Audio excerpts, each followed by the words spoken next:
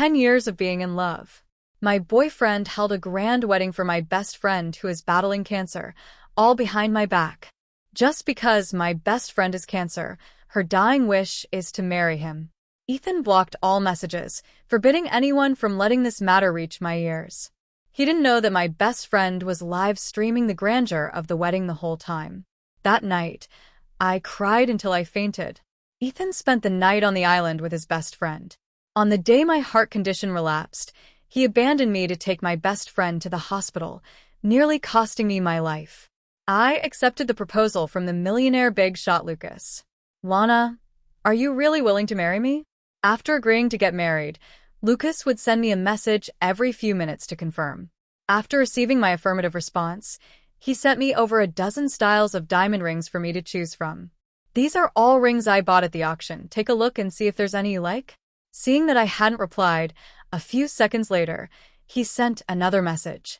If you haven't found anything you like, there's a jewelry auction in England in a few days. I'll take you to pick something out then. After looking closely, I sent him a voice message. That graph pink diamond looks pretty good. Let's choose it as the wedding ring. Ethan didn't know when to come back, but just as I was behind him, I heard the words wedding ring and suddenly spoke up. Wedding ring? What wedding ring? He looked at me, and on his usually cold and composed face, a rare hint of panic appeared. I met his gaze lightly, just as I was about to come up with an excuse to brush it off. But at that moment, my phone rang. I picked it up and saw that it was a call from my best friend Sophie. After answering the call, her sobbing came through the phone. Lana, is Ethan by your side? I just had another nosebleed. I'm so scared. Before I could say anything, the phone was snatched away by Ethan. He spoke anxiously. Sophie, don't be afraid. I'm on my way right now. Then, Ethan left me behind and ran out. I completely forgot that he asked me to go night cruising on the Pearl River tonight, saying he wanted to make up for the missing 10th anniversary of our love. It turns out that giving up on someone feels like this. Even watching him run towards another woman, my heart can no longer stir with any waves. The phone rang again. This time it was Lucas calling. Lana, are you ready? I'm coming to Hisher to pick you up tomorrow. I gazed into the distance, my eyes deep and contemplative. In a week, once I take care of everything that needs to be done, I will return to the capital to get married. On the other end of the phone, Lucas spoke gently. Okay, I'll wait for you. If you encounter anything you can't solve, remember to tell me. After hanging up the phone, I called Ethan's grandfather to say goodbye. Ethan's grandfather and my grandfather were comrades in arms, with a deep bond between them. When I was 8 years old, I was diagnosed with a serious heart condition. Ethan's family-run private hospital happens to specialize in cardiology, making it quite authoritative. So my grandfather decided to send me to Ethan's house to recover. Over the years, Ethan's parents have treated me as their own, and Ethan's grandfather has taken care of me in every possible way. I am about to return to Beijing, and out of both sentiment and reason, I should bid them farewell. Ethan didn't come home again that night. Sophie sent me a message. Look at you with your mouth full. So cute. In the photo, Ethan is bending down to eat cake, while Sophie extends a finger to smear cream on his face. But soon she retracted the news. I'm sorry, Lana. I just sent that to the wrong person. Ethan said that photo is really cute and asked me to send it to him. You're not mad, are you? I didn't reply to her. Instead, I silently returned to my room and began packing my bags. The next day at noon, Ethan finally returned home. He prepared a gift for me as an apology. Lana, Sophie was in a serious condition last night. I just took her to the hospital. I didn't say a word. When I opened the brocade box, I found a Rolex women's watch inside. The strap was adorned with a circle of diamonds, extraordinarily luxurious. But I remember he also gave Sophie a similar gift. It's just that mine is a bit more expensive. Ethan noticed my lack of reaction and asked with some concern. Lana, are you angry? I said softly. No, Sophie is sick. It's only natural for you to go see her. Ethan looked at me suspiciously, perhaps thinking my reaction was strange. But in the end, he just sighed. I'm glad you're not angry. After all, we still have a long way to go together, but Sophie... At this point, Ethan's eyes turned slightly red. I couldn't be bothered to listen to him. In that case, spend more time with her. After dropping this line, I turned to leave. But Ethan grabbed my wrist. The moment I raised my gaze, there was no emotion in my eyes. What's wrong? Ethan felt somewhat irritable, yet he couldn't pinpoint the source of his agitation. But soon his phone rang again. He looked down a few times, then raised his head and said to me, "Lana, I have to go on a business trip for the next few days and won't be back for a while. You need to be careful at home." I casually hummed in response, thinking it would be better if he didn't come back, so that tomorrow I could return to Ethan's house to say goodbye to everyone. The next morning, I took the prepared gifts and went to Ethan's house. Ethan's mother turned red-eyed upon hearing that I was returning to Beijing. "Lana, what happened? You were doing so well in Haishar. Why are you suddenly going back?" Ethan's father immediately slammed the table. "Where's Ethan? Why didn't he come back with you? Did he bully you?" I hesitated for a moment, but in the end, I still didn't tell the truth. "No, it's just that I've been away from home for too long these years, and I want to go back and take a look." Ethan's mother looked at me, her expression filled with concern as she spoke. "Does Ethan know about your decision to go back?" To avoid further trouble, I nodded gently, "Yes, he knows." Hearing me say this, no one dared to persuade me further. After some casual conversation, I stood up, preparing to leave. Just at that moment, the door suddenly swung open, and I came face to face with Ethan's face. Standing next to him, Sophie smiled at me and gently said, "Lana, what are you doing here?" She asked with righteous indignation, as if she had already become a daughter-in-law of the Chi family. "I don't seem to need to explain where I am to you." After dropping this line, I walked past Ethan and headed for the door. Ethan, coming back to his senses, immediately chased after me to explain. "Lana, don't misunderstand. I brought Sophie home today so my parents could help her find a suitable doctor. Besides, she's your close friend too. You wouldn't hold it against me, right?" I had a moment of distraction. What echoed in my mind was Ethan's promise to me under the cherry blossom tree when he was 18. He said that marrying me was his lifelong wish. One day, he would take me back to meet his parents as his future daughter-in-law. But now, he brought another woman home and even lied to me, saying he was going on a business trip. Looking at Ethan's expectant eyes, I slowly spoke. "How could that be?" "I've never been a stingy person. I simply won't care about those who aren't worth it." Hearing me say this, Ethan was taken aback for a moment. "Lana, do you really not care at all? I think he's really too hard to please." In the past, when Ethan was close to Sophie, I got angry, and he said I was petty. Now that I don't inquire about anything between them, he's still not satisfied? But I don't want to explain, and there's nothing to explain. Later, Ethan pecked my forehead and said, "Be good and wait for me at home." After entering the elevator, I reached up to wipe my forehead clean. He made me feel nauseous. On our 10th anniversary, Ethan also used a business trip as an excuse to brush me off. However, that night, I received a video call request from Sophie. After the call connected, I listened to the lively atmosphere of the wedding scene, and only then did I realize that the wedding belonged to Ethan and Sophie. 3 months ago, Sophie was diagnosed with a terminal illness. She posted on Instagram, "I hope to have a wedding with the person I love most before I die." At that time, I had not yet noticed the awkwardness between the two of them, and I even asked her in the comments who her favorite person was. At that time, Sophie replied to me, "You'll know when the time comes." The moment I learned the truth, my heart felt like it was being cut apart, the pain so intense that I could hardly breathe. I called Ethan like a madman, wanting to ask him why he treated me this way. But that night, Ethan didn't answer a single call. I cried myself into a faint at home while he was spending the wedding night with Sophie. Fortunately, everything is about to come to an end. After returning home, I received a call from Sophie. "Lana, I'm really sorry. I had no idea I would run into you today." I scoffed and didn't reply to her. Sophie took a deep breath and said to me with an envious tone, "Ethan's mother is really such a nice person. She is so gentle, asking me how I am and checking on me." They also said they would do their best to help me find a suitable doctor for my treatment. When she said this, she paused for a moment. Then she lowered her voice and asked, Lana, tell me, why can't the person who marries into the Ethan family be me? Of course it could be her as long as she has the ability. Then I wish you both 100 years of harmony in advance. Then I hung up the phone, wanting to block her directly. That way, she wouldn't pop up in front of me from time to show off her presence. At that moment, I accidentally clicked into Sophie's Instagram and discovered that she had actually stolen my design drafts to enter a competition. I was so angry that my hands trembled a little, because that drawing was a birthday gift I had given to Ethan. I didn't expect that he would hide it from me and send the draft to Sophie. I stroked my racing heart, trying my best to calm myself down, and then took out my copyright registration certificate to report Sophie's work as plagiarized on the competition website. After all this, my friend Chloe, who co-runs the studio with me, also called.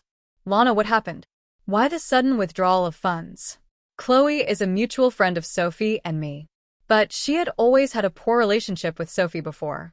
So I told her everything over the phone, including, of course, that I was about to get married. Chloe was furious after hearing this. This Sophie is just too shameless. Relying on her illness to casually steal other people's men? Who knows if she's just pretending? It's driving me crazy. I have to call her and give her a piece of my mind. Hearing Chloe's loyal words, I was quite moved. Forget it, I can't be bothered. The wedding is about to take place. At that moment, footsteps sounded behind me. Ethan's voice suddenly broke in. Wedding? What wedding? I hung up the phone. When I turned to look at Ethan, I noticed he seemed a bit nervous. Suddenly, I had a different thought. I just heard a gossip.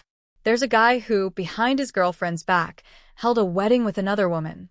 A friend just said that man is despicable, and it's pitiful for his girlfriend, who still thinks she's his one true love. Who would have thought that as soon as these words were spoken, Ethan shouted out in great excitement. What is this all about? How do they know whether that man has his own reasons? What if that wedding is fake, just to fulfill the dying wish of a terminally ill patient? Hearing his grandiose words, I suddenly found it somewhat laughable. 10 years of feelings, all wasted on feeding the dogs. Perhaps sensing that something was off with my emotions, Ethan stepped forward and hugged me. Lana, what's been going on with you lately? He held me tightly in his arms. We've been through so many years together. Don't you know how much I love you?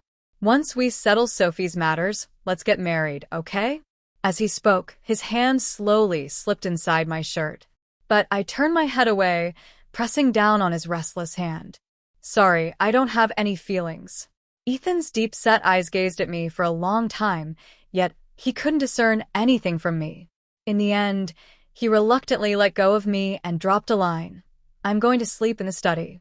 That night, I had just fallen asleep when I heard Ethan hurriedly leaving the house. I turned over and continued to sleep. But the next morning, as soon as I opened the door, I saw Ethan sitting in the living room. I raised my eyebrows slightly. So early? Ethan didn't give me a good look. Instead, he confronted me head-on. Why do you have to report Sophie for plagiarism? Do you have any idea how much of an impact this will have on her? I smiled, my expression frozen on my face. May I ask, was that design draft done by Sophie herself? Did she not plagiarize? Ethan was shocked to hear this. Lana, how did you become like this? Where did the kind you go? You have everything, countless awards for your work. What difference would it make to let her have a chance? Sophie is now so angry that her condition has worsened, lying in the hospital on the brink of death. She just wanted to experience the feeling of winning an award before her life ends. Is that too much to ask? I was so angry that my fingers felt a bit numb. I immediately retorted, of course not. Ethan, you know how much I've sacrificed over the years to achieve my dreams. To practice my painting, my hands were covered in frostbite during the harsh winter, itching and hurting. How can you casually say that I should give my winning an award?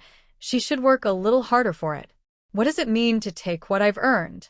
A man can be without, but if anyone dares to touch my design work, I will never let her go. Ethan did not notice the changes in my body. He dropped a line, "You've changed," and then walked outside. And I, infuriated, had a heart attack, suddenly collapsing to the ground, pleading in agony, "Ethan, save me." But he never looked back even once. After waking up, I found myself lying in the hospital. Lucas held me tightly in his arms. "Lana, we're going back to Beijing." This time, I slowly closed my eyes and said, "Okay." It turns out that a person can truly burn all their hopes to ashes in a single moment. Ethan only discovered my sudden departure on the third day. He called me frantically, and I found it annoying, so I just blocked him. Why do you care so much about Sophie, yet still keep me hanging? I curled up in the Italian handcrafted sofa, watching Lucas have a high-end custom wedding dress delivered, feeling dazzled. He gently wrapped his arm around my shoulder and asked softly, "Which style do you like?" I carefully selected and finally settled on a strapless mermaid tulle dress. "This one will do. I think it looks quite nice." Lucas affectionately ruffled my hair and said, "All right, then let's go with this one." After choosing the wedding dress, he went to discuss the specific details of the wedding day with the wedding planning company. In the past few days, Chloe told me that Ethan went completely mad after he found out I was missing. He inquired everywhere about my whereabouts, but learned of my return to the capital from his own parents. "Lana, what do you think his reaction would be if he found out about your marriage?" I didn't have time to think much when I heard someone ringing the doorbell outside. I thought it was just the wedding staff Lucas had sent over again. I stepped forward to open the door, only to be met by Ethan's crimson eyes. The moment he saw me, his eyes were filled with disbelief. "Lana, you're really here." Ethan spoke with a slight choke in his voice. "Why did you leave without saying a word? You must have done it on purpose, to upset me, right? Come back with me, and we'll get married right away." Seeing Ethan pulling me, Lucas rushed over. "Ethan, please stay away from my wife." Ethan stumbled slightly, his voice trembling. "What did you just say?" Lucas stood tall in front of me, blocking Ethan's burning gaze. Ethan, however, did not believe it. "Lana, stop joking. After 10 years of our relationship, how could you just say it's over? Were all the promises we made over the years just lies?" I really don't want to get entangled with him any longer, so I immediately threw out my marriage certificate with Lucas for him to see. "Ethan, I'm not lying to you. I really got married." He was somewhat taken aback, his shoulders drooping in deep hurt. Why, seeing Ethan about to rush forward, Lucas stepped up directly to block him. Immediately, with a cold face, he scolded, "How can you still ask Lana why? Don't you have any idea what you've been doing these days?" Saying this, Lucas pulled out a pile of photos from somewhere and threw them on the ground. "You keep saying you love Lana, yet you secretly marry another woman. Is this what you call love?" In the photo, Sophie smiles with pure happiness, while Ethan looks like a knight protecting his princess. Such a warm and harmonious scene pierced my eyes. Ethan explained in a panic, "Lana, it's not what you think. Sophie and I are in a fake marriage just like playing house. I'm just fulfilling a wish of hers before she passes." A tear slipped from the corner of my eye. Lucas quickly reached out and gently wiped it away from me. I stepped forward and looked at Ethan calmly. "The wedding with her is fake. So, what about all your affection for her? Is that also fake?" Ethan wearily closed his eyes. "Sophie is also your good friend. I was just putting on a show for her. I thought you wouldn't mind." I find it utterly sarcastic. "Ethan, do you really believe what you just said? That day, you rushed out without hesitation. Did you ever think that I might get so angry I could have a heart attack and almost die at home?" Ethan's body trembled, and he suddenly looked up. "Lana, what did you say?" I'm tired and don't want to say much to him. "Ethan, we're done." Ethan's face was terrifyingly dark. His gaze fell on me, shifting from guilt to resentment in just 3 seconds. Immediately, he let out a cold laugh and spoke slowly. "It doesn't matter. Even if you are married, it doesn't matter. Even if I have to tie you up, I will take you to the Civil Affairs Bureau to get a divorce from him." After saying that, he pulled out a blank check from his pocket and tossed it onto Lucas. "Pretty boy, have you heard of the Chi family in Hisher? Fill in the amount on the check yourself and divorce my wife. Otherwise, you'll find out what happens when you cross me." I was so angered by Ethan's rude behavior that I wanted to confront him, but Lucas stopped me. Lucas didn't care instead. He smiled faintly. Ethan, is this how you win back your lover? It's really not impressive. This struck Ethan like a dagger, and he erupted in anger. What the hell do you care? Do you have any idea that Lana and I have been childhood sweethearts? We've shared a whole decade together. Do you really think you stand a chance of stealing her from me? As long as I take her back and spend every day with her, she will definitely come back to me. Suddenly, Ethan raised his fist towards Lucas. I exclaimed, Ethan, you're crazy. But before that fist could land, it was blocked by Lucas with one hand. Tylana, back up. Lucas's cold face was tinged with anger. What do you take her for? Is she just something you can summon and dismiss at will? Ethan has been working out for years, and his body is covered in muscle. But now he was subdued by Lucas. Lucas like a little chick, with no power to resist. Immediately, Lucas let out a cold laugh, and the bodyguards in the room responded at once. He directly took the rope and tied Ethan up tightly. Ethan's veins bulged with anger. Bastard, do you know who I am? How dare you treat me like this? After adjusting his cuffs, Lucas spoke slowly. You are from the High City Chief family? Why don't you go back and ask the old master of the Chief family if he has ever heard of the Liu family in the capital? Dropping this line, he raised his hand, and Ethan was carried out by a group of bodyguards. Completely ignoring Ethan's increasingly shocked expression, the Haisher Chijia lives in medical real estate. The Liu family's enterprises in Qijing City are spread across the country, their wealth far surpassing that of the Qi family. After doing all this, Lucas turned to me and explained, Lana, don't get me wrong, I don't usually act like this. Looking at his serious yet slightly nervous expression, I smiled gently. I think your approach is quite good. Otherwise, with Ethan's character, he would never give up easily. I am already tired of this endless entanglement. That evening, Lucas organized a dinner for our two families' elders to finalize the details of the wedding. This is also the first time I met Lucas's mother. During the waiting process, I felt a bit nervous, my palms sweating. Lucas held my hand tightly under the table and whispered reassuringly, Lana, don't be afraid. My parents really like you. After both sets of parents arrived, the atmosphere was relatively harmonious. When Lucas's mother saw me for the first time, she couldn't stop smiling and even took out a brocade box to hand to me. Lana, I've always heard Lucas talk about you, and today, I finally get to meet the real you.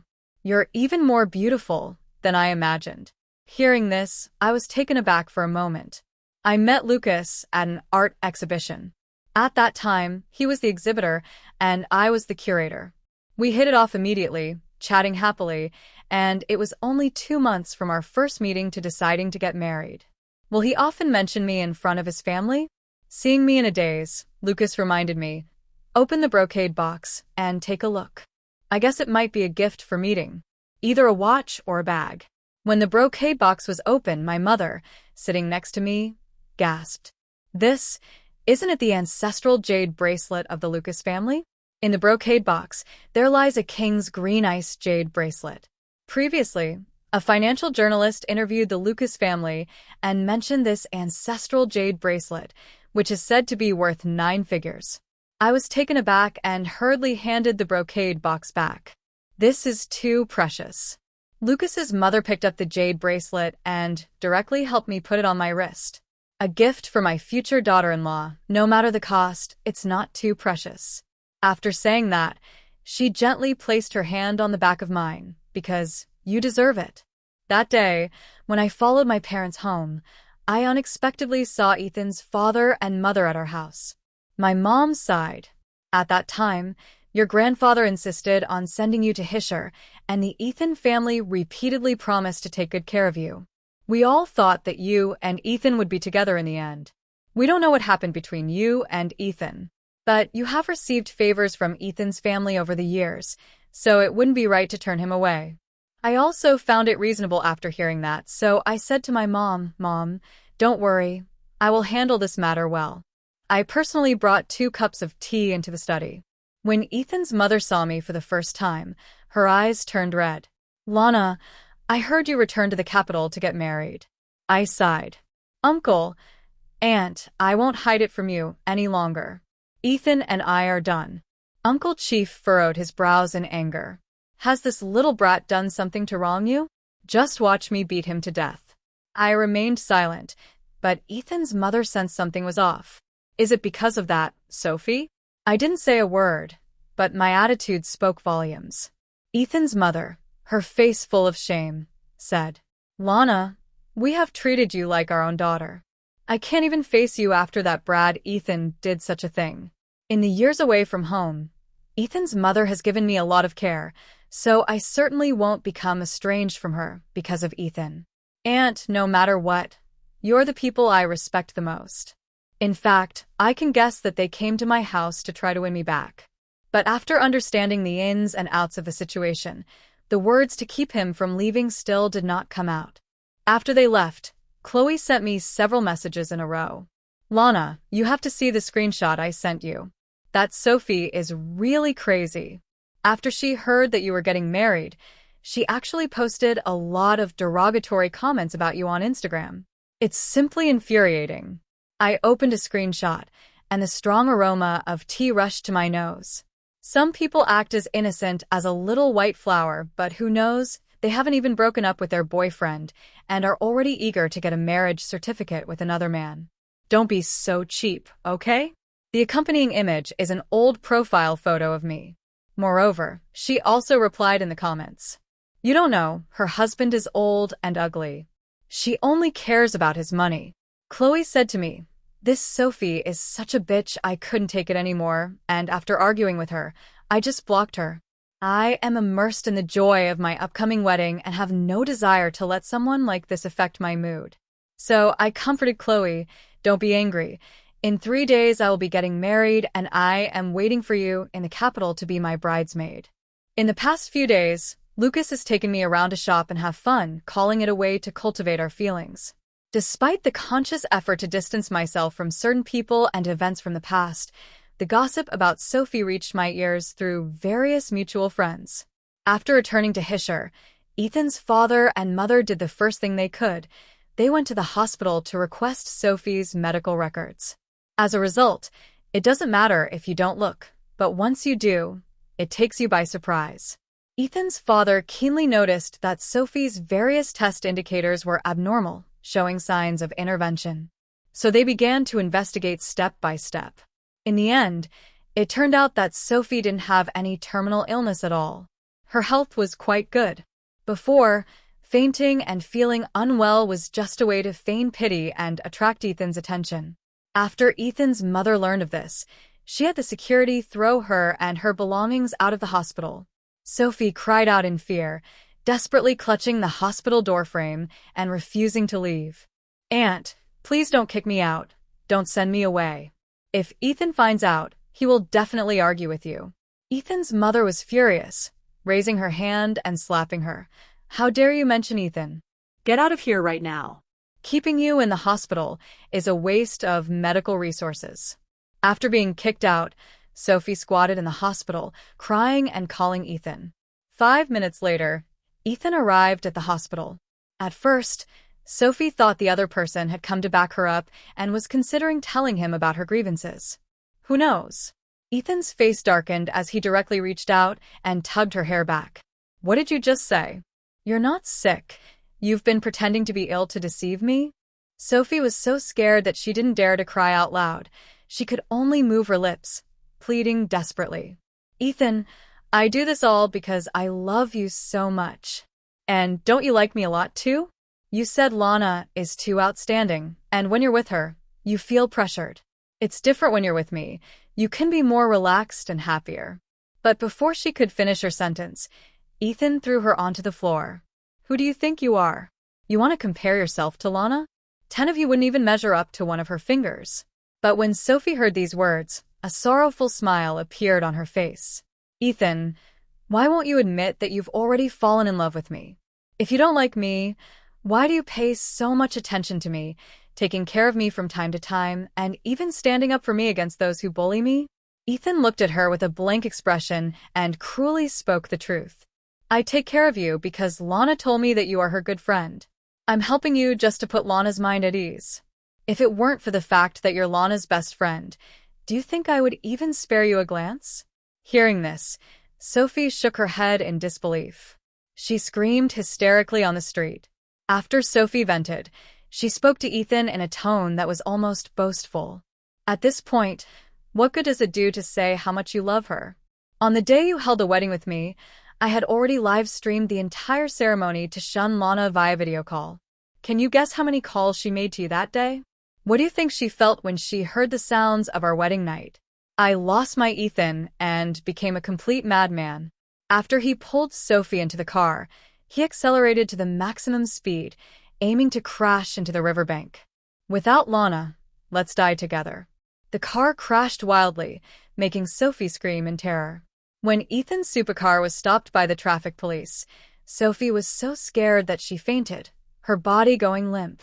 It was the third day after this incident, the day before the wedding, when I received a call from Ethan. After a few days of not seeing him, his voice was hoarse to the point of being unrecognizable. When I heard the name Lana again, it felt as if I were in a different world. Lana, on your wedding day, can I attend? If you can't marry me, I want to see with my own eyes what you look like when you get married.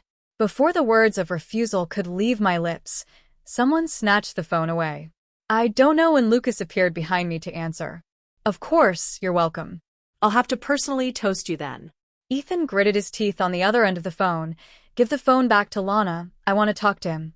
What does it have to do with you? Lucas raised an eyebrow slightly. We are one as a couple. What I say and what she says are the same. Ethan hung up the phone in anger. Then Lucas handed the phone back to me. He reined in the hostility that surrounded him, his brows and eyes softening as he looked down at me. Lana, you weren't angry just now, were you? I chuckled lightly in response. Of course not. You handled it well, saving me a lot of trouble. He let out a breath of relief, a bit nervously. That's good. I was afraid you might be upset. But actually, I am a bit worried. Because I know Ethan. He has never been someone who gives up easily. Lucas, do we really have to invite Ethan to our wedding? I'm worried he might cause a scene at the ceremony. He didn't care at all. Lana, don't worry. With me here, he won't be able to cause any trouble. Lucas was never someone who could be easily bullied. I have seen him handle work with a decisive and vigorous demeanor. But now, he is willing to treat me with such patience and care. I stepped forward and gently embraced him. Lucas's body stiffened slightly. Lucas, thank you. This sentence contains too many emotions. Thank you for supporting and accepting me like this. Also, thank you for giving me immense dignity when I was deeply wounded by emotions. Lucas's large hand gently rested on my head. Between you and me, there's no need for thanks. On the day of the wedding, the guests filled the seats. I was in the hotel dressing room, incredibly nervous. During this time, Lucas came in several times, bringing me a lot of milk tea and food. Chloe couldn't help but feel envious. She joked, "Oh, the groom is trying to fatten up our bride." Lucas looked at me with a doting expression. "Today will be tough. Eat a little more." At the wedding venue, everywhere was adorned with dazzling flame orchids, shining brilliantly. I wore a high-fashion, sheer gown and slowly made my entrance to the beautiful music. Now there is a burst of cheers. My parents send me off to marriage with tears in their eyes. It takes only a minute to walk from the entrance to the center of a venue. But I walked from the wrong relationship to the right lover, taking a full 10 years. 10 years felt like a lifetime apart. With deep affection in his eyes, Lucas slowly stepped forward and knelt on one knee. Lana, will you marry me?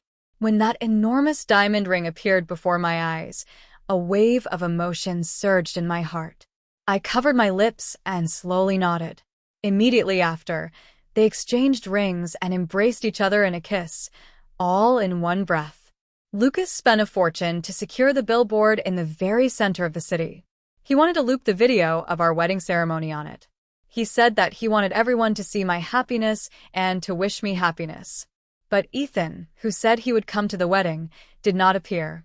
It was only after the guests had all left that I saw Ethan cornered and restrained by 2 bodyguards. His hands and feet were bound, and even his mouth was stuffed with rags. Nature cannot make any noise. Lucas stepped forward and pulled the cloth strip from his mouth. Ethan's eyes turned red with anger. Is this your way of hosting guests? Lucas maintained his expression, politely speaking. I apologize for the lack of greeting, Mr. Ethan. Please do not take offense. Ethan looked at me with a face full of reluctance. He spoke almost pleadingly. Lana. I simply nodded at him lightly. Thank you, Mr. Ethan, for gracing our wedding with your presence. Please be sure to send us an invitation when you get married. We will definitely attend together. Upon hearing the words the couple, Lucas raised an eyebrow slightly, a hint of an unintentional smile appearing at the corner of his mouth. In the end, Ethan was defeated. He looked at Lucas's face. You did this on purpose. You want me to see Lana marry you with my own eyes? You want me to be completely heartbroken? You're just a scheming bastard. Lucas did not deny it, and even shamelessly replied, Thank you for the compliment. Ethan had probably never encountered someone like this before, so infuriated that he had lost his temper. Finally, he collapsed on the ground in despair. Lana, do you know that I have prepared so many things? I swear I will win you back at this wedding. But as I watch you walk towards him, your face full of shyness, my throat feels like it has swallowed countless blades, making it hard for me to breathe. I listened, showing no expression. Oh, normal. I felt the same way when I knew you were having a wedding with Sophie. The light in Ethan's eyes completely faded away. Lucas's scheme succeeded. I know that from this point on, Ethan and I will truly have nothing to do with each other. On the night of our wedding, I sat nervously on the bed. In the bathroom, the water flows with a splashing sound, slowly reaching my eardrum. Before long, Lucas stepped out, bringing with him the damp mist, and his X was at waist and abdomen. I instinctively swallowed. Lucas stepped forward, leaned down, and softly asked in my ear, Do you like it? That night, I experienced ultimate joy. The next day when I woke up, my whole body ached, and I had shouted so much that my voice was hoarse. But I need to quickly get myself in order. Because tonight, I will be going with Lucas to his friend's banquet. I chose a champagne-colored strapless dress, and when I appeared in front of everyone on Lucas's arm, it caused quite a stir. After Lucas settled me in, he got up to greet his friends. The man closest to Lucas is the second son of the Sadu family, who started with antiques. As soon as he saw me, he came over to tease. So you are the Miss Lana that our young Master Lucas has been thinking about day and night. I greeted him with a smile. Young Master Sadu, I've long admired your name. Sadu raised his wine glass and chuckled lightly. You have no idea.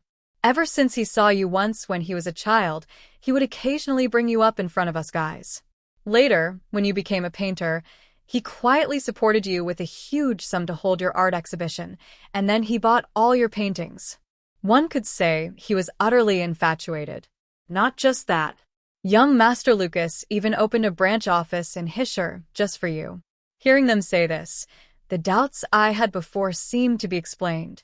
Why was Lucas able to rush over and take me for treatment right after I had a heart attack at home? It turns out that my fate with him was already established in childhood. Lucas came back and asked me, What are you thinking about? You look so focused.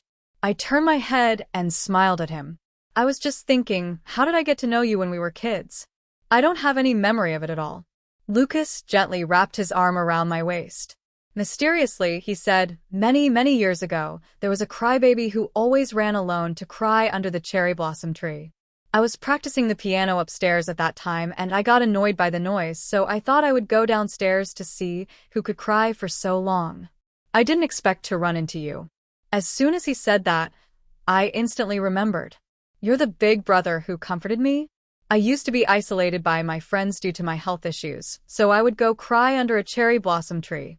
I didn't expect to meet such a kind, big brother. He will listen to me talk about my worries, and I will bring him delicious pastries and fresh flowers. We once had a wonderful time. Oh my, after so many years, Lucas has grown to be so stunningly attractive. After seeing the surprised expression on my face, Lucas gently ruffled my hair. I watched you at the beginning, not getting used to the sea city, but gradually becoming happy, even ending up with Ethan. At that time, I was extremely upset, yet I thought, as long as you were happy, everything would be fine. But later I realized that you were not happy by his side. Still, I wanted you to be happy, so I silently supported your career and helped you overcome all obstacles. Speaking of which, Lucas let out a bitter laugh. But human desires are infinitely magnified, and in the end, seeing Ethan not cherish you like he should. I want to keep you by my side. Let me love you properly. My heart trembles slightly. After Ethan returned to the city, he fell into a state of despair day and night, hardly caring about business matters. Old Master Ethan, furious, picked up his cane and struck him several times, resulting in him being sent straight to the hospital. Sophie had been missing for a while. No one knew her whereabouts. Chloe said that someone had seen her picking up scrap in the southern part of the city, and she was completely disoriented, acting crazily. Later, one night, Chloe called me and said, "Lana, do you know? A few days ago, I ran into Sophie. When I heard that name again, I felt little emotion. That was someone who had long been far removed from my life. Zay, she really is in a terrible state now. Sophie can't even recognize anyone, and she's still mumbling about wanting to marry a rich second-generation heir and become a wealthy lady. Some homeless man on the street noticed that she was quite attractive and began to have improper thoughts. As a result, after a few encounters, she became even more deranged, and now she is even over 3 months pregnant. I have no sympathy for this. We are all adults now. The path we choose to take is entirely up to us. Once, I also gave my all to help her, but what I received in return was betrayal. After hanging up the phone, Lucas brought me a late-night snack. Wife, don't tire yourself out. Come have some coconut sago, take a break. I looked up and saw Lucas's handsome face. A wave of satisfaction washed over me. Outside the window, countless lights are shining.